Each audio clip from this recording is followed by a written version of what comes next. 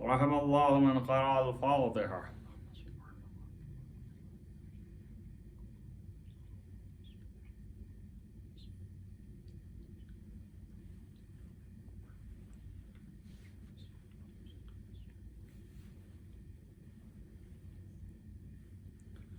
أعوذ بالله السميع العليم من الشيطان اللعين الرجيم. بسم الله الرحمن الرحيم وبه نستعين وهو المعين. الحمد لله رب العالمين والعاقبة للمتقين والجنة للموحدين والنار للملحدين والمنكرين والصلاة والسلام على سيد الأنبياء والمرسلين خاتم النبيين مولانا مولى الكونين جد الحسن والحسين أبي القاسم محمد ولا سيما على ابن عمه ووزيره ووصيه وخليفته مطلوب كل غالب غالب كل غالب مولانا علي بن أبي طالب وآله الطيبين الطاهرين المعصومين المظلومين الذين أذهب الله عنهم الرجس وطهرهم تطهيرا. ولعنة الله على أعدائهم أجمعين من يومنا هذا إلى قيام يوم الدين. أما بعد فقد قال الله سبحانه وتعالى في كتابه الحكيم.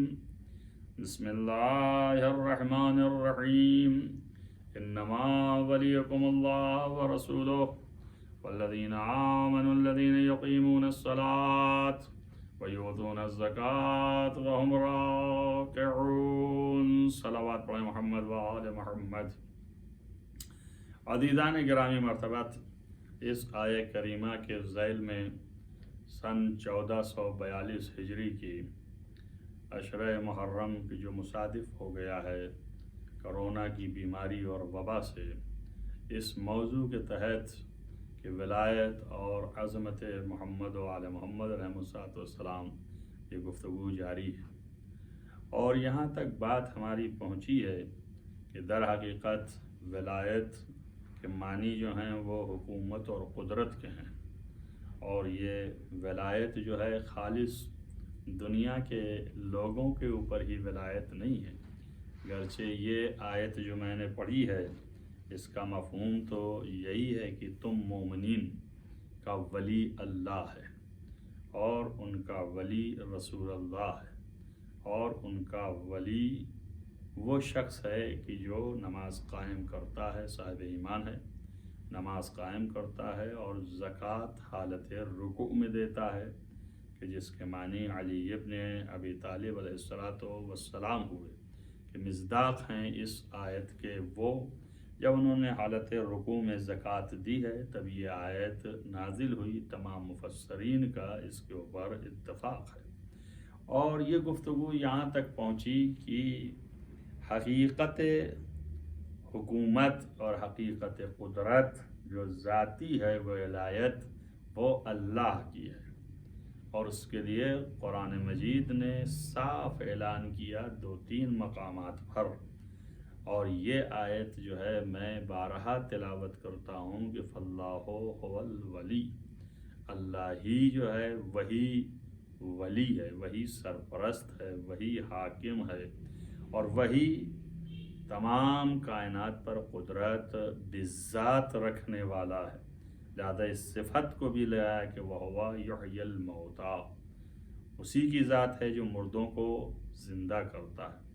وَهُوَ عَلَىٰ كُلِّ شَيْءٍ قَدِيرٌ، اور وہ وہی ہے کہ جو تمام دنیا کی چیزوں کے اوپر قدرت بذات رکھتا ہے۔ اس کی قدرت نہ کسی کی عطا ہے، نہ کسی کی کمک و مدد سے ہے، بس وہ حاکم مطلق ہے، اور وہی ولی مطلق ہے، سرپرست مطلق ہے۔ ظاہر ہے کہ اللہ نے ایک جگہ پر اور بھی فرمایا کہ اللہ ولی الذین آمنو، اللہ جو ہے وہ ولی ہے ان لوگوں کا کہ جو ایمان لے آئے ہیں۔ تو اس کا یہ مطلب نہیں ہے کہ اللہ ان کا ولی نہیں ہے جو کافر ہیں، یعنی بمعنی حکومت، بمعنی سرپرستی ان کا بھی وہ ولی ہے، ان کے اوپر بھی وہ حاکم ہے۔ یہ بات اور ہے کہ یہ اس کی حکومت کو نہیں مان رہے ہیں، اس کی حکومت کا انکار کر رہے ہیں جو کافر ہیں، یا جو مشرک ہیں وہ اس کی حکومت میں یا اس کے مقابل میں کسی اور کی حکومت کو تصور کرتے ہیں تو وہ مشرک ہیں۔ لیکن اصل میں اللہ تو ہر اشیاء کائنات کا ولی ہے اور سرپرست ہے۔ لیکن جو یہاں پر آیت میں کہا کہ اللہ ولی الذین آمنوا یخرجہم من الظلمات الی النور، یہ صفت خود بیان کر رہا ہے کہ وہ جو مومنین کا ولی اور سرپرست ہو جائے، یعنی اللہ، تو یہاں پر سرپرستی یہ خاص مراد ہے۔ ایک تو ہے سرپرستی یعنی حکومت، اور ایک ہے سرپرستی اس معنوں میں کہ تمہارا تحفظ ایمان و کفر کے اعتبار سے بھی اللہ ہی کرے گا۔ کیوں؟ اس لیے کہ تم جب ایمان لے آئے تو صاحب ایمان ہو گئے، تو اللہ کے حصنی اس کے قلعہ میں داخل ہو گئے، اور جب اس کے قلعہ میں داخل ہو گئے تو وہی اس کا محافظ ہے۔ پھر آپ کسی کے گھر میں داخل ہو جائیے اور اس سے پناہ مانگیے تو پھر کون محافظ ہوگا؟ آپ خود تھوڑی محافظ ہوں گے، وہ تو صاحب خانہ آپ کا محافظ ہے۔ اسی لیے کہہ رہا ہے قول لا الہ الا اللہ حصنی، اللہ کے بارے میں یہ قول کہنا کہ کوئی معبود نہیں ہے سوائے خدا کے، یہ میرا قلعہ ہے۔ یہ حدیث قدسی ہے، یہ میرا قلعہ ہے، اور یہ جو قلعہ ہے میرا، فمن دخل منہ فمن دخل فی حصنی، جو بھی ہمارے اس قلعہ میں داخل ہو گیا، امن من عذابی، وہ میرے عذاب سے امن پا جائے گا۔ تحفظ بھی وہی کرنے والا ہے۔ اسی لیے کہا کہ ایمان لے آئے۔ اب اگر ایمان لے آئے تو تمام تر گمراہی، ایک صلوات پڑھیں محمد والے، تمام تر گمراہی اور تمام تر وہ چیزیں کہ جو اللہ کی ہدایت تک سے ہٹا دیتی ہے اور اللہ تک پہنچنے سے رکاوٹ پیدا کرتی ہے، ان سب کا اللہ سرپرست ہے، اللہ ولی ہے، کہ اب وہ چیزیں رکاوٹ نہیں پیدا کر پائیں گی، اور وہ تم کو گمراہی سے نکال کر نور کی طرف لے جائے گا۔ اور ایک حدیث کے مطابق مصحف ناطق حضرت امام جعفر صادق علیہ السلام سے یہ حدیث ہے کہ آپ سے کسی نے پوچھا کہ اس کا کیا مطلب ہے کہ اللہ جو ہے وہ ولی ہے، اور جب ولی ہے ان لوگوں کا کہ جو ایمان لے آئے تو ان کو اللہ جو ہے وہ کفر سے نکال کر کے، یخرجون من الظلمات، ظلمات سے، گمراہی سے نکال کر کے ان کو جو ہے وہ نور کی طرف لے جاتا ہے۔ تو اگر نور سے مراد ہدایت ہے اور ظلمات کے مقابل میں ہدایت آیا نور، تو ظاہر ہے کہ یہاں پر ہدایت کے مقابل میں گمراہی ہے، یعنی گمراہی سے نکال کر کے ہدایت کی طرف لے جاتا ہے، اس کا سرپرست ہے۔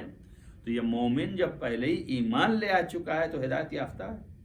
اب کیسے کرے گا؟ تو آپ نے فرمایا مومن جو ہے اس کے ہاں تو کفر نہیں ہے، ظلمات ہیں۔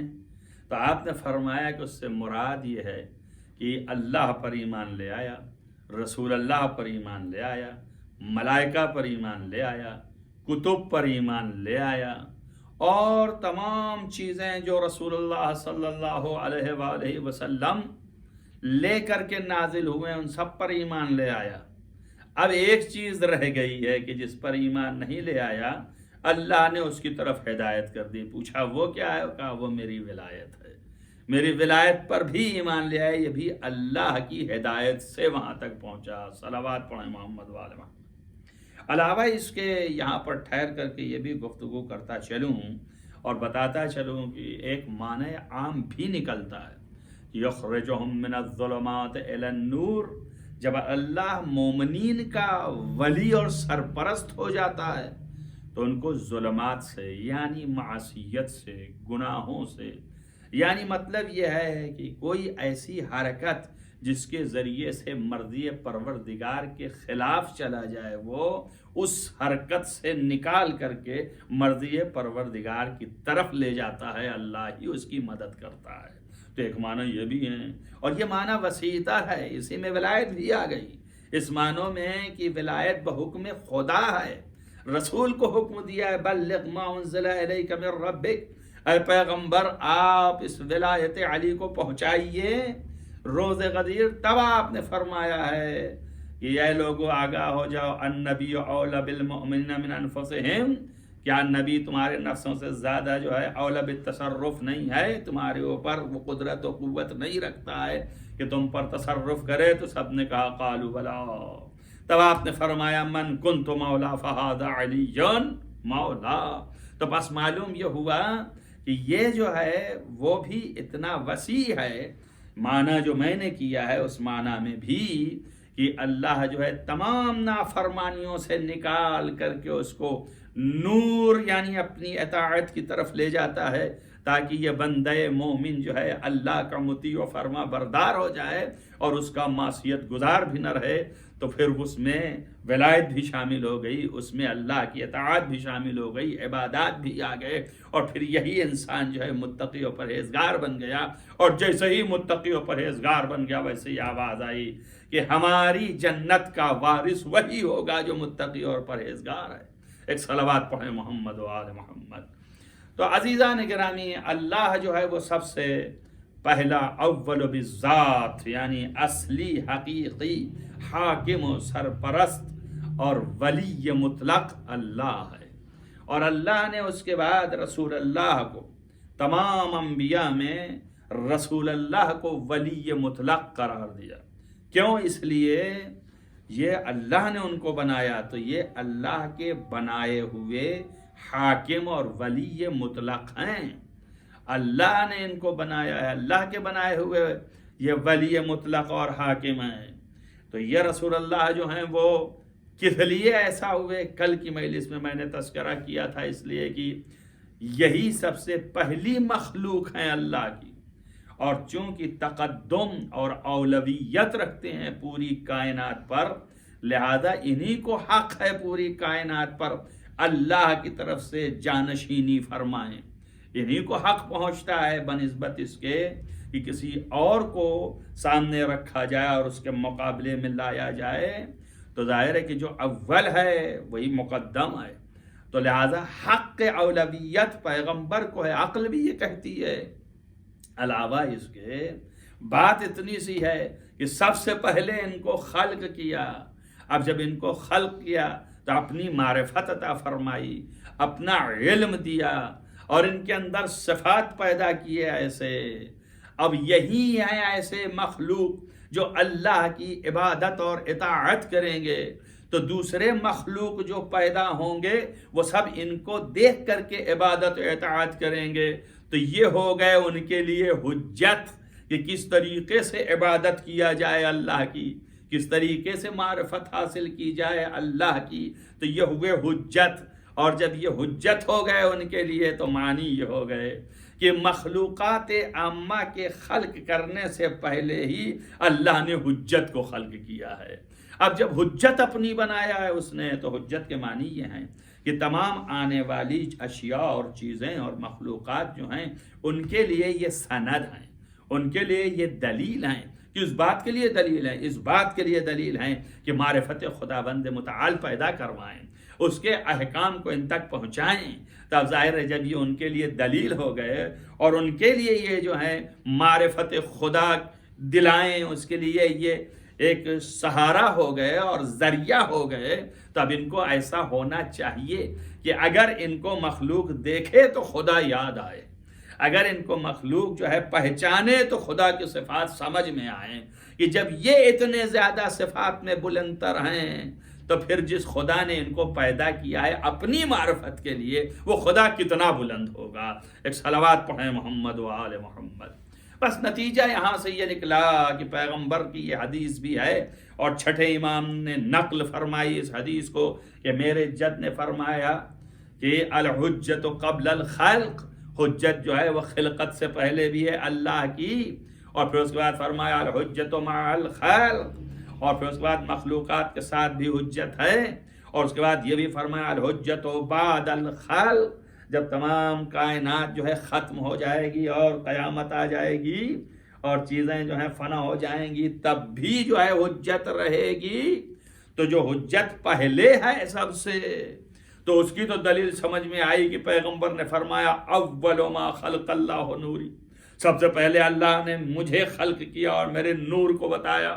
قرآن نے سہارا دیے گا قل للرحمن ان کان للرحمن ولد فانا اول العابدین، ہے پیغمبر ان سے کہو کہ اگر خدا کے پاس کوئی بیٹا ہوتا تو میں تو پہلا عابد ہوں خدا کا۔ بیٹا کہاں تھا، میں تو عبادت گزار تھا، بندہ تھا، اور میں ہی اول ہوں، اس سے پہلے کوئی ہے ہی نہیں سوائے اللہ کے، اللہ ہی ہے، اور اس کے بعد پھر اگر کوئی ہوا مخلوق بنا تو وہ میں ہوں، تو میں تو اول عابد ہوں۔ معلوم ہے یہاں پر بھی اولیت ثابت ہے، قرآن کہہ رہا ہے، آپ کا فرمان ہے کہ میں جو ہوں اس وقت بھی نبی تھا جب آدم کی خلقت نہیں ہوئی تھی، کائنات تو خلق ہو گئی مگر اور مخلوقات میں انسانی مخلوق نہیں موجود تھی، تب بھی میں اس وقت آدم تھا، آدم نہیں تھے اور میں نبی تھا۔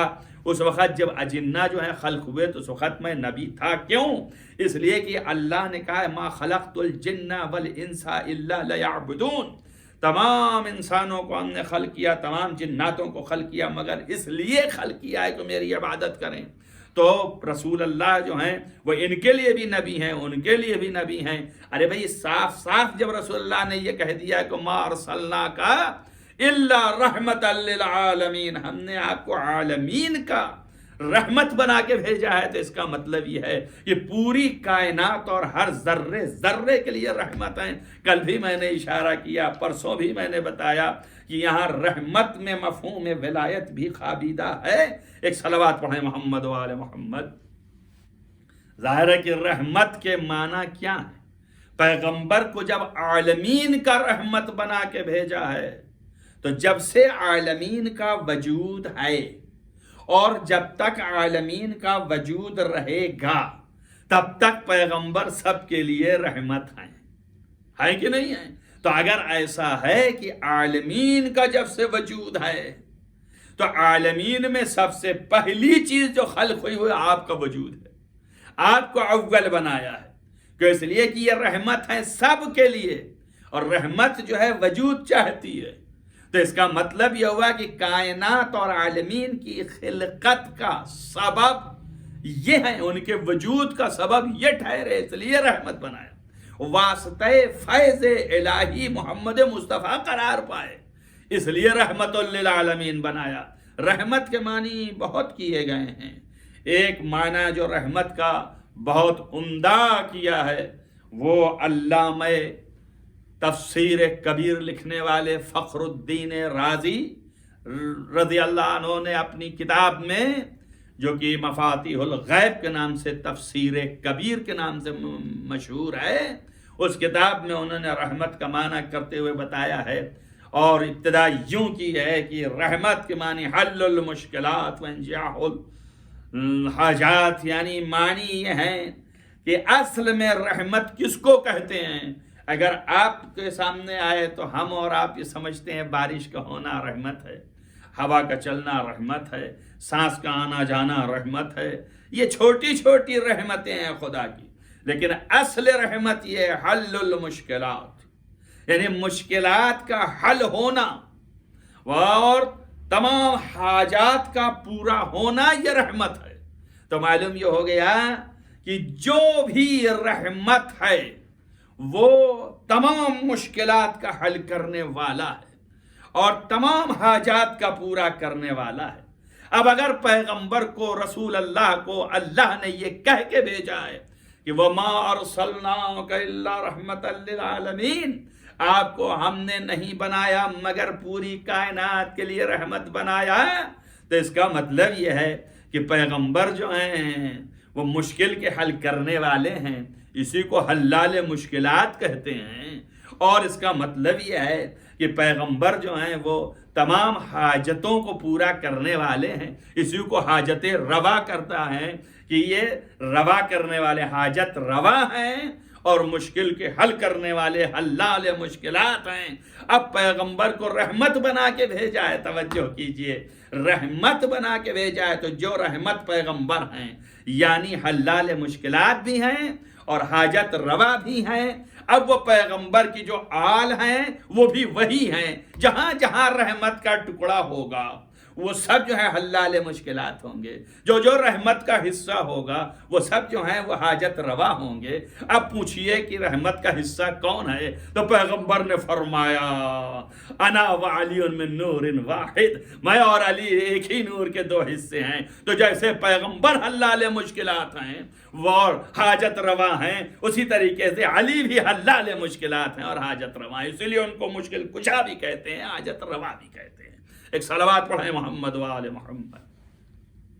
بس عزیزان گرامی، اس بات کی طرف اشارہ میرا اس لیے تھا کہ بتاؤں کہ آل کے معنی کیا ہوتے ہیں۔ آل محمد جن کی عظمت ہے یہ کہ وہ حلال مشکلات ہیں اور وہ حاجت روا ہیں، کیوں؟ اس لیے کہ رحمت کے ٹکڑے ہیں۔ آل یول عربی میں رجع یرجعو کی کہتے ہیں، یعنی جب جز جو ہے الگ ہو گیا اور پھر پلٹ کے اس کی طرف چلا گیا، اس لیے وہ آل کہلائے۔ اسی وجہ سے تو انا وعلی من نور واحد، آپ ملاحظہ فرمائیں کہ ہم سب جو ہیں وہ ایک ہی نور سے ہیں۔ پیغمبر نے اسی لیے اشارہ فرمایا کہ اولنا محمد، آخرنا محمد، اوسطنا محمد، کلنا محمد، ہمارے سارے کے سارے محمد ہیں۔ اور یہ محمد کیا ہیں؟ ما محمد الا رسول، محمد کچھ بھی نہیں ہے سوائے رسول کے۔ اور اس کے بعد پھر قرآن نے بتایا ما ارسلناک الا رحمت للعالمین، اور رسول کچھ نہیں ہے سوائے رحمت کے۔ تو معلوم ہوا یہ سارے جو محمد کے جز ہیں یہ سب رحمت خدا ہیں۔ جس طرح سے اور رحمت خدا کے معنی ان مفسر نے کیا حلال مشکلات اور حاجت روا، یعنی یہ کہ مشکل کا حل کرنے والا اور حاجت کو عطا کرنے والا۔ یہی وجہ ہے کہ ان 14 معصومین کے در پر کسی کے پاس چلے جائیے مشکل بھی حل ہو جاتی ہے، حاجت بھی روا ہو جاتی ہے۔ چاہے علی کے در پہ آئیے، چاہے حسن کے در پہ آئیے، چاہے حسین کے در پہ آئیے، چاہے فاطمہ کے در پر جائیے، اور معلوم کتنوں نے مشکلات اپنی حل کی ہیں۔ فاطمہ کے در پر آئے تو مشکل حل کرایا۔ ابھی سلمان فارسی کی نمعلوم کتنی روایتیں ہیں کہ جب مشکل ہوئی فاطمہ کے در پہ آیا اور مشکل حل ہوئی۔ اور اس طریقے سے حضرت امیر المومنین تو حلال مشکلات بنے ہی تھے۔ ارے حد یہ ہے کہ پیغمبر بھی اپنی مشکلات کا حل انہی سے لیتے تھے۔ ملاحظہ کیجئے آپ، عبداللہ ابن عباس بیان کرتے ہیں کہ ایک مرتبہ ایسا ہوا کہ میں پیغمبر کے پاس داخل ہوا تو پیغمبر جو ہے پہلے بیٹھے ہوئے تھے، اس کے بعد حجرہ تھا، تو پیغمبر نے فرمایا کہ حجرے میں چلے جاؤ۔ جب میں حجرے میں گیا تو میں نے دیکھا کہ علی ابن ابی طالب سجدے میں ہیں اور پکار رہے ہیں یا الہ بار الہ بے حق کے جاہ محمد، محمد کے واسطے سے میری مشکل کو حل کر دے۔ اس کے بعد میں وہاں سے پلٹ کے ادھر آیا تو میں نے دیکھا کہ سجدے میں محمد مصطفیٰ صلی اللہ علیہ وسلم ہیں اور وہ بھی یہی فرما رہے ہیں کہ اللہم بحق علی ابن ابی طالب، بار الہ علی ابن ابی طالب کے واسطے سے مشکل کو حل کر دے۔ تو میرے سمجھ میں نہ آیا، بھئی وہ رسول اللہ کے حوالے سے کہہ رہے ہیں تو سمجھ میں آیا، لیکن رسول اللہ علی کے حوالے سے کہہ رہے ہیں تو سمجھ میں نہیں آیا۔ میں خاموش کھڑا رہا۔ جب نبی ختم کر چکے تو ہم نے پوچھا تو آپ نے فرمایا علی حلال مشکلات ہیں، ان کے توسل سے دنیا کے حوائج پورے ہوتے ہیں، مشکلیں ٹلتی ہیں۔ ایک صلوات پڑھیں محمد و آل محمد۔ عزیزان گرامی، تو یہاں تک گفتگو پہنچی کہ یہ ہے رحمت، اور اس رحمت میں ولایت خوابیدہ ہے۔ اگر آپ کے ذہن تک یہ بات پہنچ چکی ہے کہ رحمت کے معنی حلال مشکلات ہیں، یعنی مشکلات کو حل کرنا، تو کیا مشکلات کو حل وہ کر سکتا ہے جو کسی چیز پر قدرت نہ رکھتا ہو؟ بھائی وہی تو حل کرے گا جو ہر مشکل کو حل کرنے والا، ہر شے پر قدرت رکھتا ہو، تبھی تو حل کرے گا۔ تو معلوم یہ ہوا کہ اصل تو بالذات اللہ حاکم ہے، اللہ کو ولایت حاصل ہے، لیکن باذن پروردگار ان کو جن کو رحمت بنایا ہے، جن کو حلال مشکلات بنایا ہے، ان کو بھی اس نے قوت و قدرت دی ہے تاکہ اس قوت و قدرت کے ذریعے سے دنیا کی مشکلات کو حل کریں، دنیا کی مشکلات کو جو ہے تمام کریں، لوگوں کی حاجتوں کو پورا کریں۔ لہذا ان سے حاجات بھی طلب کرنا جائز ہے اور ان سے مشکلات کا بھی حل کرانا جائز ہے۔ اسی حید پر اس نے کہا کہ ہمارا رسول بھی ولی ہے تمہارا، یعنی جب بھی تمہیں مصیبت ہو تو اس رسول کی طرف تم رجوع کرو، جب بھی تمہیں ضرورت ہو تو اس رسول کی طرف رجوع کرو۔ اور اسی لیے فرمایا کہ وہ بھی ولی ہے جس نے حالت رکوع میں زکوٰۃ عطا کی ہے، یعنی علی بھی ولی ہیں۔ تو آپ ملاحظہ فرمائیے کہ یہ ولایت اللہ نے اس طرح سے اعلان کیا۔ اب اس کے بعد یہ فیصلہ اللہ کا ہے، قرآن کی آیات بتاتی ہیں کہ یہ ولایت جو اللہ کی تھی اس نے اذن سے اپنے اور اجازت سے اور عطا سے آل محمد کو یہ مرتبہ اور مقام دیا ہے۔ وَإِلَّا اللہ کہیں شریک نہیں ہے، اللہ نبی نہیں ہو سکتا، نبی بنایا ہے اس نے، نبی نہیں ہو سکتا ہے، اور اللہ جو ہے وہ امام نہیں ہو سکتا، امام بنایا ہے اس نے۔ اللہ خلیفہ بھی نہیں ہو سکتا، اللہ خلیفہ یعنی جانشین، تو اللہ کس کا جانشین ہوگا؟ نبی یعنی اللہ کی طرف سے جو خبر لا کے امت کو خبر دے، تو اللہ کس کی طرف سے خبر لا کر کے امت کو خبر دے گا؟ اس لیے نبی نہیں ہو سکتا۔ امام یعنی پیشوا، تو اللہ امت کا کب پیشوا بن سکتا ہے؟ کیوں؟ اس لیے کہ وہ جو پیشوا ہے وہ دکھائی دے، اور اس کی شان تو یہ ہے کہ وہ لا یدرک، اس کو کوئی درک نہیں کر سکتا ہے، اور اس کو آنکھیں ولا تدرک الابصار، آنکھیں اسے دیکھ ہی نہیں سکتی، وہ یدرکو، اور وہ جو ہے لوگوں کو جو دیکھنے والے ہیں ان ابصار کو وہ دیکھتا ہے، لیکن اسے آنکھیں نہیں دیکھ سکتی ہیں۔ لہذا امام کو سامنے دکھنا چاہیے، کیوں؟ اس لیے کہ پیشوا کے معنی ہے کہ سامنے رہنے والا، تاکہ اس کے نقش قدم پر چلتے جائیں۔ تو اب ظاہر ہے کہ یہاں پر امام بھی نہیں ہو سکتا، خلیفہ بھی نہیں ہو سکتا، نبی بھی نہیں ہو سکتا، فقط ہو سکتا ہے تو کیا کہ ساری دنیا پر حاکم، ساری دنیا پر حکومت، اس کا نام ولایت ہے۔ تو اللہ ولی ہو سکتا ہے مگر نبی نہیں ہو سکتا، اللہ ولی ہو سکتا ہے مگر امام نہیں ہو سکتا، اللہ نبی ہو سکتا ہے مگر وہ جو ہے خلیفہ نہیں ہو سکتا ہے۔ تو گویا آل محمد کی آخری درجہ جو اس نے عطا فرمایا ہے علی ابن ابی طالب کو ولایت کا، وہ بتا رہا ہے کہ علی کا مرتبہ کتنا بلند کیا اس نے کہ اپنی ولایت اس نے عطا فرما دی۔ ایک صلوات پڑھیں محمد و آل محمد۔ اور ولایت کے معنی ہیں کہ ساری دنیا پر قدرت ہو اور ان پر حکومت ہو۔ اب یہ عطا اللہ کی ہے، لیکن اب عطا پر اس کے لوگ حسد کریں تو ان کے حسد کا کیا چارہ ہے؟ بھئی حسد جو ہے انسان کو ختم کرتا ہے، بجائے حسد کرنے کے ان کی تمام ولایت کا اعتراف کرنا چاہیے تھا، اور اعتراف ولایت جو ہے وہ ان کو ترقی عطا فرماتا، ان کو بلندی تک لے جاتا۔ حضرت سلمان فرماتے ہیں جب حجت کیا تھا انہوں نے بعد از پیغمبر اور خلیفہ اول کے دربار میں جا کر کے، تو انہوں نے یہ بات کہی تھی، کتابوں نے لکھا ہے کہ اگر تم علی ابن ابی طالب کو مولا تسلیم کرتے اور نبی کا جانشین مانتے تو تمہارے قدموں سے برکتیں پھوٹتی اور تمہارے عرش کے اوپر سے رحمتیں نازل ہوتی، یہ پرندہ جو اڑتا ہوا جاتا ہے اگر تم بلاتے تو تمہارے پاس آ جاتا۔ تو کسی نے بڑھ کر کے کہا بھی سلمان سے کہ کیا تم ان کو اپنا رب مانتے ہو؟ انہوں نے کہا اگر ایسے مخلوق رب ہو گئے تو پھر وائے ہے، ارے رب تو وہ ہے کہ جو ایسوں کو خلق کیا ہے۔ معلوم یہ ہوا کہ جو بھی اس بات کا اعتراف کرے کہ علی ولی ہیں اور اللہ کی طرف سے بنائے گئے مولا ہیں، تو اس کے اوپر لوگ الزام لگاتے ہیں کہ یہ جو ہے وہ غالی ہو گیا ہے۔ ان کے اقتدار کا اگر کوئی اعتراف کرے، سلمان پر الزام لگا دیا تو ہم اور آپ کیا ہیں؟ مگر میں یہ بتا رہا تھا کہ سلمان کیسے نہ اعتراف کرتے، اس لیے کہ سلمان جب مصیبت میں پھنسے تھے تو ان کی مشکل کو حل علی ابن ابی طالب نے کیا تھا. جب وہ گھر گئے تھے اس دشت میں، اس صحرا میں جہاں پر شیر کے درمیان، اور وہاں پر کوئی چارہ نہ تھا، تو اس وقت علی ابن ابی طالب ظاہر ہوئے. اور ابھی علی کی خلقت نہیں ہے، ظاہری طور پر پیدا نہیں ہوئے ہیں مکے میں، لیکن اس سے پہلے علی نے ان کی مدد کی. اور جب چلنے لگے تو ایک انگشتری آپ نے نشانی میں دی. اور کسی موقع پر جب گفتگو ہوئی تو مولا کائنات امیر المومنین علیہ السلام سے سلمان نے کہا میں آپ سے بڑا ہوں، تو آپ نے کہا کہ میں تم سے بڑا ہوں.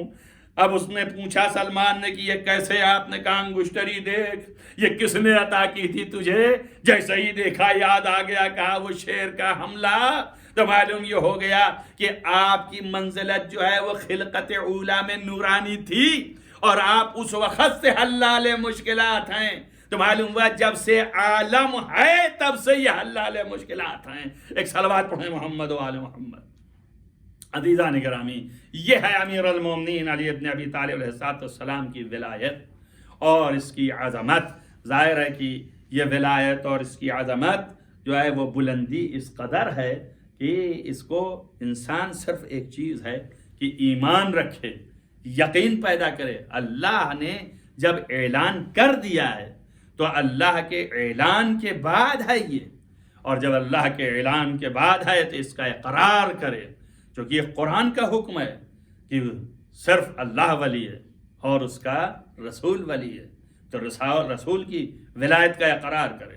اور پھر اس کے بعد وہ ولی ہے جو حالت رکوع میں زکوٰۃ دے رہا ہے، اور وہ سوائے مولا علی کے کوئی نہیں تھا، تو علی ولی ہیں. اسی لیے حضرت ابو ذر سے یہ روایت موجود ہے کہ حضرت ابو ذر نے فرمایا کہ رسول اکرم صلی اللہ علیہ وآلہ وسلم نے ارشاد فرمایا من احب علیًا، جو علی سے محبت کیا وہ ایماندار ہوا. ومن ابغض علیًا، یعنی جو علی سے محبت کیا، من احب علیًا کان مومنا، جو علی سے محبت کیا وہ مومن ہوا. ومن ابغض علیًا کان کافرا، جو علی سے بغض پیدا کرے وہ کافر ہے. ومن، اور جو شخص ترکا ولایتہ، جو شخص ان کی ولایت کو ترک کر دے، فقد ضل ضلالا مبینا، وہی جو ہے گمراہی میں ہے، وہ ضلال میں ہے. فقد ضل ضلالا، تو پھر وہی گمراہ ہو گیا. ومن جحد ولایتہ، اور جو ان کی ولایت کا انکار کر دے، کانا مشرکا، تو وہی جو ہے وہ مشرک ہے. ایک صلوات پڑھیں محمد و آل محمد.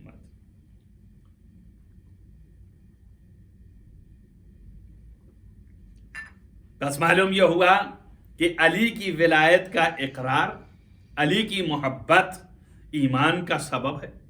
علی کی ولایت کا اقرار ایمان کا سبب ہے، انسان کو شرک سے بچاتا ہے، کفر سے دور کرتا ہے اور گمراہی سے محفوظ کرتا ہے.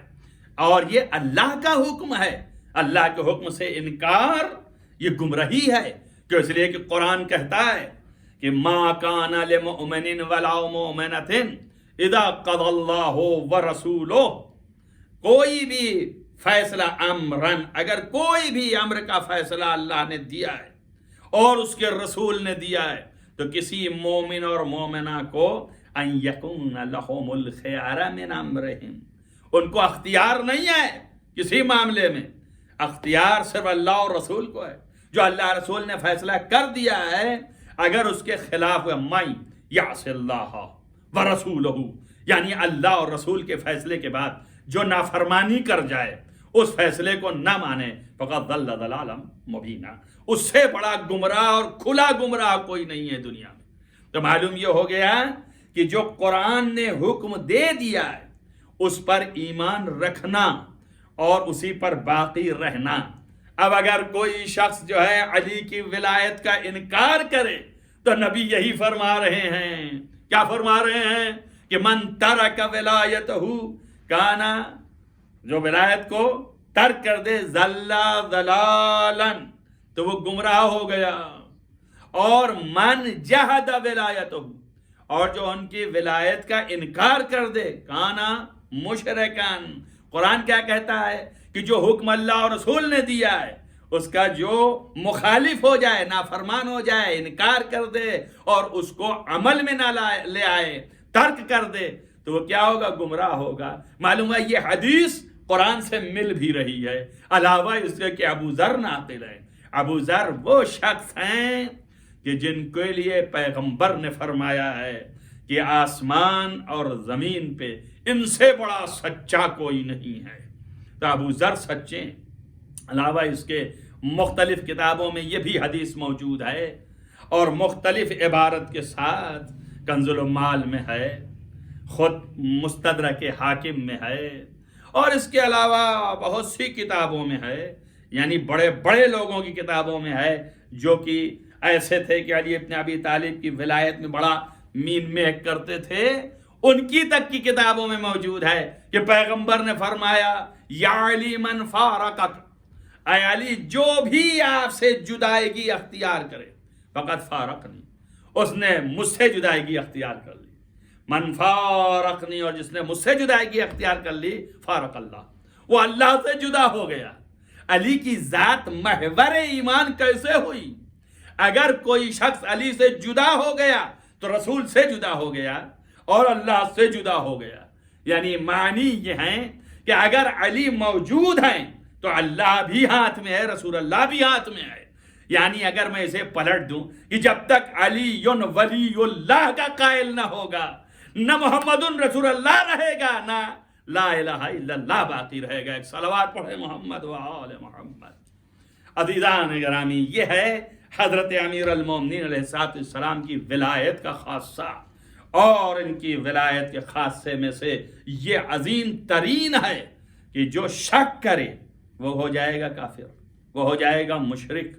ابھی دیکھیں آپ، یہ اہل سنت میں بھی موجود ہے، علامہ مجلسی نے بہار میں اسے نقل کیا کہ جب مولائے کائنات چوتھے خلافت کے دور میں کوفے میں تھے تو اس زمانے میں ایک بہت بڑے راوی ہیں جن کا نام ہے ابو ہریرہ، وہ مولا کے پاس تھے اور انہوں نے کہا میرا دل چاہتا ہے کہ میرے بچے مدینے میں ان سے ملوں، مگر راہ بڑی دور ہے۔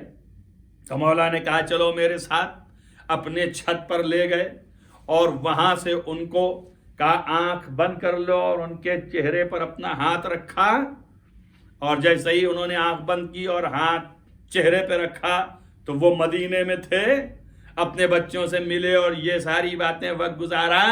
پھر اس کے بعد مولا نے کہا کہ چلو اب وقت تمام ہو گیا، اور پھر ان کے چہرے پہ ہاتھ رکھا تو پھر وہ کوفے میں، اور جب وہ مدینے میں تھے تو مولا نے پوچھا کہ تم کہاں ہو؟ تو انہوں نے کہا مدینے میں، اور جیسے ہی پھر کوفے پہنچے تو پوچھا کہاں ہو؟ کہا کوفے میں۔ اس کے بعد یہ کتابیں لکھتی ہیں کہ ابو ہریرہ کو تھوڑا سا شک ہوا کہ یہ کیسے ہو سکتا ہے کہ ہم مدینے بھی ہو آئے اور پھر کوفے پلٹ آئے، ہم نے اپنی آنکھوں سے سب کو دیکھا، آنن فآنن کیسے ہو سکتا ہے؟ تو مولا نے ان کی طرف خطاب کر کے کہا شک نہ کر، کیوں؟ اس لیے کہ حضرت سلیمان کا وزیر آصف برخیہ، ان کو اتنی قدرت تھی کہ 2 مہینے کا سفر طے کر کے انسان جس ملک میں پہنچتا تھا وہاں پر وہ پلک جھپکتے ہوئے وہاں سے بلقیس کا تخت اٹھا لا کے سلیمان کے پاس رکھ دیا، جس کو جو ہے وہ تھوڑا سا علم کتاب تھا۔ تو جب ان کو اتنی قدرت ہے تو اگر جس کے پاس کل کتاب کا علم ہو وہ ایسا کر دے تو حیرت اور شک کی کیا بات ہے؟ ایک صلوات پڑھیں محمد و آل محمد۔ میں آپ کو یہ منابع کے طور پر بھی بیان کر رہا ہوں کہ کتنی بڑی عظمت کے حامل ہیں حضرت محمد و آل محمد علیہ السلام، کہ جن کا مقام اتنا بلند ہے، لیکن ہر جگہ یہ قدرت اور تمکنت دکھانا مقصد نہیں ہے۔ جہاں جہاں ضرورت پڑی ہے وہاں دکھایا ہے، جنگوں میں بھی آپ نے دکھایا ہے کہ انشاءاللہ انہی مجالس میں ذکر ہوگا۔ وقت کی تنگی کی وجہ سے زیادہ آگے بڑھ نہیں سکتے، کیوں؟ اس لیے کہ فضائے مجازی میں اور وہاں پہ گنجائش نہیں ہے۔ اگر ایسی بیٹھک ہو اور مجلس ہو تو بارہا کچھ بیان کیا جا سکتا ہے، لیکن یہاں پر چونکہ یہ چیزیں موجود نہیں ہیں اور لوگ نہیں ہیں، لہذا بیان کو فضائے مجازی کے حدود میں رکھنا ہے، لہذا اسی وقت میں تمام کرنا۔ تو اب میں یہ عرض کر رہا ہوں کہ جنگوں میں بھی آپ نے معجزہ جب موقع آیا ہے تو دکھایا ہے، لیکن ضروری نہیں ہے کہ ہر وقت معجزہ دکھایا جائے، ایسا کچھ نہیں ہے۔ چنانچہ ملتا ہے کہ جب آپ جنگ صفین میں تھے اور وہاں پر لوگوں نے اس بات کا مشاہدہ کیا ہے کہ پانی نہیں رہ گیا، چاروں طرف سے معاویہ نے گھیرے میں لے لیا اور تمام پہرے لگا دیے ہیں نہر فرات پر، سب پیاسے اصحاب بلک رہے ہیں، تو کیا مولا یہاں پر معجزہ نہیں دکھا سکتے تھے؟ ارے بھائی، جو علی در خیبر کو کہ جس کو 40 یا 70 افراد ہلائیں تب وہ ہلے، اسے اپنی 2 انگلیوں پہ اٹھا لیں، وہ علی کیا جنگ صفین میں نہر فرات پہ قبضہ نہیں کر سکتے ہیں؟ لیکن نہیں، وہاں اعجاز دکھانا نہیں تھا۔ آپ نے کہا کہ بھائی اس پر تم اپنی قوت و طاقت دکھا کر کے پانی پہ قبضہ کرو، اور اس کے بعد اصحاب نکلے۔ روایات میں ہے کہ امام حسین علیہ السلام گھوڑے پہ سوار ہوئے اور سوار ہو کر کے نکلے کہ جا کے نہر فرات پر میں قبضہ کروں گا۔ جب نکل کے آپ چلنے لگے تو لکھا جاتا ہے کہ بنی ہاشم کے سارے جوان اکٹھا ہو کے آپ کا پیر پکڑ لی، کہا آپ نہیں، ابھی ہم موجود ہیں، جب تک آپ کہاں جائیں گے؟ یہاں تک کہ ایک جوان بچہ جو ہے، جس کا سن 13 یا 14 سال کا بتایا جاتا ہے، اور وہ گھوڑے پہ سوار ہوا، کہا مولا جب تک میں موجود ہوں آپ نہیں جا سکتے۔ ان کا نام تھا عباس علی۔ آپ اندازہ کرو کہ وہاں جا کر کے امام حسین علیہ السلام نے اپنے تمام ساتھیوں کے ساتھ نہر فرات پر قبضہ کیا، پہرے کو ہٹایا، اور اس کے بعد علی ابن ابی طالب نے آواز دیا کہ یہاں پہ تم پہرا نہ لگانا، اس لیے کہ اللہ کی یہ دی ہوئی چیز ہے، پانی کی ضرورت ہے، تمام مخلوقات کو پانی پینے کا حق ہے، لہذا آؤ اصحاب سے کہا پانی پیو، اور اس کے بعد کہا اسے چھوڑ دو، دشمن بھی ہمارا پانی پیے، معاویہ بھی پانی پی سکتا ہے، اس کے طرفدار بھی پانی پی سکتے ہیں۔ یہ تاریخی واقعہ ہے۔ دیکھیے مولا کائنات نے اپنے حاکم مطلق ہونے اور ولی مطلق ہونے کا ثبوت دیا کہ ایک کے ولی نہیں، سب کے ولی ہیں، اور یہ رحمانیت ہے ان کی کہ جو دشمن ہے اس کو بھی پانی دے رہے ہیں اور خود پانی پی رہے۔ جو علی اپنے قاتل کو اپنا شربت بڑھا دے، اب اس سے زیادہ رحوم کون پیدا ہوگا؟ وہ رحمت للعالمین کا جانشین واقعی۔ اللہ اکبر! اندازہ کریں کہ جو علی ابن ابی طالب کے فرزند نے اس قبضہ کیا اس نہر فرات پر اور پانی عام کر دیا، اب میں ان سے کہوں گا مولا یہ آج صفین ہے کہ جہاں پانی آپ عام کر رہے ہیں، لیکن اے میرے مولا یہی وہ جگہ ہوگی کہ جو کربلا میں آپ پر پانی بند کر دیا جائے گا۔ عزیزو غور کرو اور فکر کرو کہ مولا پہ پانی ہی طرح نہیں بند کیا جائے گا، بلکہ آپ کے اوپر یہ مظالم بھی کیے جائیں گے کہ آپ کے پانی کے بندی کے ساتھ ساتھ ایسا ہوگا کہ آپ مجبور نہیں، مظلومیت آپ کی یہ ہے۔ میں بارہا یہ کہا ہوں کہ امام مجبور نہیں ہے، اختیار ہے، اقتدار ہے، سب کچھ ہے، مظلوم ہے، اس کی مظلومیت ظاہر ہو لوگوں کے سامنے، اور یہ مظلومیت جو ہے وہ نمونہ ہے تاکہ دنیا کے لوگ جن پر ظلم ہوتا ہے وہ ادھر دیکھ کر کے اپنے لیے ڈھارس پیدا کریں، اپنے لیے سکون پیدا کریں۔ اسی لیے ہے کہ مولا مظلوم تھے، اور مظلومیت کی انتہا یہ ہے کہ 6 مہینے کے بچے کے لیے پانی طلب کر رہے ہیں، کہہ رہے ہیں اے جفاکار قوم آ کے دیکھ لے یہ بچہ پیاسا ہے، اگر ہو سکے تو اسے پانی پلا دے۔ عزیزو، امام کے پاس جب سفر کر کے تشریف لائے تھے اور آپ چل رہے تھے، کربلا کے حدود میں پہنچنے والے تھے، اس سے پہلے حر ابن یزید ریاحی 1000 فوج کا رسالہ لے کر کے امام کو گھیرے میں لینے آیا تھا، تو اس کی حالت جانتے ہیں، مورخین نے لکھا ایسی تھی کہ اس کے گھوڑوں کی پیاس سے زبان نکل آئی تھی اور انسان کی حالت خراب تھی۔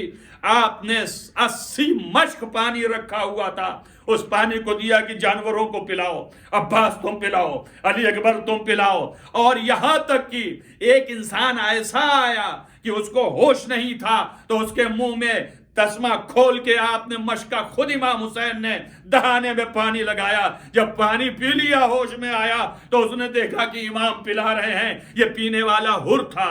اب میں کہتا ہوں 80 مشک پانی اگر ان کو نہ دیا جاتا تو کیا امام کے لیے پانی گھٹتا؟ امام کے لیے کافی پانی ہوتا، احتیاج نہ ہوتی. لیکن نہیں، آپ نے بچا کے نہیں رکھا. کہ اس لیے کہ رحمت للعالمین کا جز ہے. رحمت کا تقاضا یہ ہے کہ بھوکوں کو کھلائے، پیاسوں کو پلائے، ان کی تمام چیزیں پوری کی. لیکن عزیزو یہی وہ ہے فرزند رسول کہ جب اپنے لال کے لیے پانی مانگ رہا ہے تو کہتا ہے شیعتی، اے میرے شیعو اگر ہوتے تو دیکھتے. عزیزو مظلومیت امام حسین اس قدر بلند ہے کہ آپ نے فرمایا ہے لا یذکرونی مومن مجھے یاد نہیں کرے گا الا مگر یہ کہ بکا، وہ روئے گا اور یاد کرے. کیوں؟ انا قتیل العبرہ، اس لیے کہ میں رلا رلا کے قتل کیا گیا ہوں، اس لیے کہ مجھے رلا رلا کے قتل کیا گیا، بھوکا پیاسا قتل کیا گیا. عزیزو لکھا ہے کہ آپ نے حضرت علی اصغر کو لے جا کر کے اور لوگوں سے کہا کہ دیکھو اس بچے کی زبان خشک ہو گئی ہے، اگر ہو سکے تو تھوڑا پانی دے دو اور پانی پلا دو. لوگوں نے کہا حسین اس بچے کے بہانے سے خود پینا چاہتے ہو. آپ نے اپنی ردا اتاری، اس کو موڑا اور موڑ کے زمین پہ رکھا، بچے کو اس پر لٹایا جلتی ہوئی ریت کے اوپر، اور اس کے بعد کہا میں ہٹا جاتا ہوں تو خود اطمینان پیدا کر کے پلاؤ. لیکن جب دیکھا کہ حسین یہ کہہ رہے ہیں اور لوگ متوجہ نہیں تو حضرت علی اصغر کی طرف خطاب کیا ہے میرے لال تم حجت خدا کے بیٹے ہو، ذرا تم بھی حجت کو تمام کرو. ارے یوسف کی گواہی کے لیے ایک چھوٹا بچہ بولا تھا اے میرے لال کچھ تو گواہی دو. بس ایک مرتبہ خشک ہونٹوں پر اپنی زبانیں پھیری علی اصغر نے. ظالمین دیکھنے لگے، دیکھا بہت پیاسا ہے. روایتوں مقاتل میں ارباب مقاتل نے لکھا ہے کہ لوگ منہ پھیر کے رونے لگے. ایک مرتبہ آواز آئی پسر ساتھ کی کلام الحسین شمر، حسین کے کلام کو قطع کر دے. شمر نے کہا ابن کاہل حرملا، حسین کے کلام کو قطع کر دے. عزیزو لکھا ہے کہ جب تیر چھوٹنے لگے تو حسین نے اپنے بچے کو ہاتھ پہ اٹھا لیا. ارے عزیزو ایک تیر ایسا مارا، حرملا ابن کاہل نے ایسے شعبہ تیر تھا کہ بہار میں اللہ مجلسی نے روایت نقل کی اور فرمایا کہ فنقلب الصبی علی ید الامام، بچہ امام کے ہاتھوں میں پلٹ گیا. 6 مہینے کا بچہ گلے پہ تیر کھایا اور تیر اتنی تیزی سے لگا کہ بچے کے گلے سے نکلتے ہوئے امام عالی مقام کے بازو پہ آیا، چھیدتے ہوئے بازو کو گزرنے لگا. امام نے اپنے ہاتھوں سے تیر کو نکالا، بچے کے گلے کا خون ہاتھوں میں لیا اور ایک مرتبہ آسمان کی طرف دیکھا، چاہا کہ اس خون کو اوپر پھینکے. آواز آئی حسین یہ خون ادھر نہ پھینکنا، قیامت تک ایک قطرہ پانی نہ آئے گا. امت کے خیال سے حسین نے چاہ زمین پہ پھینکے. صدا آئی حسین میں اس کا متحمل نہیں. امام نے اپنے چہرے پہ من لیا، آواز دیا یا جدی اے میرے نانا، حشر میں آپ سے اسی طرح ملاقات کروں گا. عزیزان گرامی بچہ منقلب ہوا، حسین بچے کو لیے اور آپ عاشور کے دن اعمال کرتے ہیں. اب لے کے چلے، خیمے سے لائے تھے، امام حسین لے کر چلے تو یہ سوچنے لگے کہ ماں نے بچے کو دیا تھا اس واسطے کہ میں بچے کو پانی پلاؤں، اس واسطے کہ بچے کو سحریاب کروں. 3 دن کا بھوکا اور پیاسا بچہ. عزیزو میں ایک بات کہتا ہوں، امام حسین نے یہ بات کہہ کر کے قیامت تک کے لیے جواب دے دیا. فرمایا شیعتی، اے میرے شیعو اگر ہوتے تو دیکھتے کہ کیسے تمہارا امام بچے کے لیے پانی مانگ رہا تھا. اس کا مطلب یہ ہے کہ کربلا میں شیعہ نہیں ہے، شیعہ نہیں ہے، ارے شیعہ جو تھے شہید ہو گئے، اس لیے معلوم ہوا کہ جو قتل کرنے والے وہ شیعہ نہ تھے۔ آپ نے اس حالت میں بھی جواب دنیا کو 1400 سال کے بعد آنے والے سوال کا جواب دے کے اٹھے۔ عزیزو لکھا ہے کہ آپ یہ سوچتے جاتے تھے کہ ماں تک کیسے بچے کو لے جائیں، اسی خیال میں آپ آگے بڑھتے تھے اور پھر پیچھے ہٹتے تھے اور ساتھ ساتھ کہتے جاتے تھے انا للہ و انا الیہ راجعون، رضا بقضاء و تسلیما لامرہ۔ عاشور کے دن جو ہم یہ عمل کرتے ہیں یہ اسی امام کی تعصی ہے۔ ارے عزیزو 7 مرتبہ آگے بڑھے پیچھے ہٹے، اس کے بعد مقتل میں ہے کہ آپ لے کر کے در خیمہ پہ پہنچے، پکارا رباب آؤ اپنے بچے کو لے جاؤ۔ عزیزو لکھا ہے کہ حضرت رباب دوڑی ہوئی آئی کہ بچہ پانی پینے گیا تھا، سیراب ہو گیا ہوگا، جیسے ہی قریب آئی امام نے ہاتھوں پر دیا، رباب نے لیا تو کیا دیکھا کہ گلا چھدا ہوا ہے۔ وہ بچے کی طرف دیکھ کے کہا یا بنیا مثلک تنہر، اے میرے لال کیا تیرے جیسے بھی ذبح کیے جاتے ہیں۔ عزیزو لکھا ہے کہ امام سر جھکائے کھڑے تھے، رباب اپنے بچے سے بات کر رہی تھی۔ ایک مرتبہ امام نے سر اٹھایا اور اٹھانے کے بعد فرمایا رباب میں تم سے شرمندہ ہوں، اے رباب تم نے بچے کو دیا تھا کسی اور چیز کے لیے، ارے میں ایسے لایا۔ رباب نے دیکھا، اپنے آنکھوں سے آنسو کو پوچھا، آنچل سے آواز دیا مولا آپ میرے ایمان کا امتحان نہ لیجئے، 1 نہیں 1000 علی اصغر ہوتے تو آپ پر نثار کرتی، اور فوراً واپس دیا۔ عزیز لے کر کے امام حسین پشت خیمہ پہ آئے اور ایک اپنی تلوار ذوالفقار سے ننھی سی قبر کھودی اور اس میں علی اصغر کو دفن کیا۔ لکھا یہ ہے کہ آپ جب دفن کر کے جانے لگے تو اتنا گریہ فرمایا کہ یہ قبر آپ کے آنسوں سے گیلی ہو گئی، آنسوؤں سے گیلی ہو گیا۔ فرمایا اے زمین تیرے پاس امانت رکھتا ہوں۔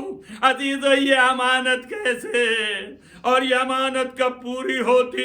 عشر عاشور تو حسین بھی چلے گئے۔ عزیزان گرامی ایک سوال ہے، ہم نے یہ سوال مولانا مرحوم سبط حسن صاحب قبلہ علی اللہ مقامہ کی زبانی اپنے اساتذہ سے سنا ہے کہ انہوں نے فرمایا کہ مجلس پڑھتے ہوئے خطیب اعظم سبط حسن صاحب نے کہ میں اپنے امام سے پوچھوں گا کہ اے میرے امام آپ امام وقت ہیں اور آپ تو سب جانتے ہیں کہ کیا ہونے والا ہے۔ جب آپ کو معلوم تھا کہ علی اصغر کو پانی نہ ملے گا اور تیر سہ شعبہ کے نشانے بنیں گے تو آپ پانی کیوں لے کے گئے؟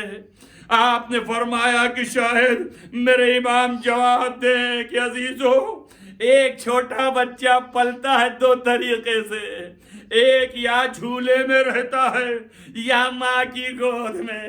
ارے حسین کی شہادت کے بعد خیموں میں آگ لگے گی تو جھولا بھی جل جائے گا اور ماں بہنوں کے ہاتھ پسے گردن باندھ دیے جائیں گے۔ ارے تو کوئی نہ ہوگا جو اس بچے کو اٹھائے۔ سیعلم الذین ظلموا ان ينقلبوا منقلبون۔ اللهم انی اسألک بحق فاطمة وابیها وبعلها وبنیها وسر المستودع فیها ان تصلی علی محمد وآل محمد۔ بہرحال تجھے واسطہ ہے محمد وآل محمد کا معبود، گناہان کبیرہ و صغیرہ عفو فرما، نیک اعمال کی توفیق عنایت فرما۔ بہرحال تجھے واسطہ ہے محمد وآل محمد کا معبود، تمام دنیا میں جہاں جہاں لوگ ہیں محفوظ رکھ، ان کو حفظ و امان میں رکھ اور اس بیماری اور وبا کو نیست و نابود فرما۔ بہرحال تجھے واسطہ ہے محمد و آل محمد کے معبود، اس عبادت کو قبول فرما۔ بہرحال عزاداری کو قائم و دائم رکھ، تمام مریضوں کو شفا عنایت فرما۔ بہرحال تجھے واسطہ ہے محمد و آل محمد کے معبود، اس دنیا سے ناامنی اور بے چینی کا خاتمہ فرما۔ بہرحال عدل کا قیام فرما، جن لوگوں نے دعاؤں کے لیے کہا ان کی دعاؤں کو مستجاب فرما۔ بار الہ تمام علماء اعلام کا سایہ ہمارے سروں پر محفوظ رکھ، ہمارے ولی نعمت حضرت حجت علیہ السلام کو ظہور جلد از جلد فرما، ان کے اصحاب و انصار میں شمار فرما۔ اللهم تقبل مني الدعاء بحق محمد وآله الطاهرين ماتم حسین.